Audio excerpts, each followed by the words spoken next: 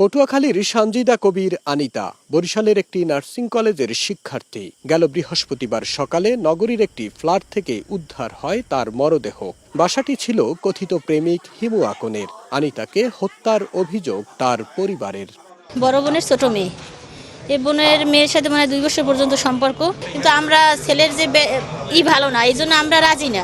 আমি চাই এর কঠিন থেকে কঠিনতম বিচার হোক এবং এটা মার্ডার। 2017 সালের 3 ডিসেম্বর হিমু আকনের ঝালকাঠির কাঠপট্টি এলাকার বাড়ি থেকে উদ্ধার হয় সুমাইয়া ফরাজি গর্ণা নামে আরও এক তরুণীর মরদেহ। পুলিশের জিজ্ঞাসাবাদে সুমাইয়াকে হত্যার কথা স্বীকার করেন তিনি। কয়েক বছর জেল খেটে জামিনে বের হয় হিমু।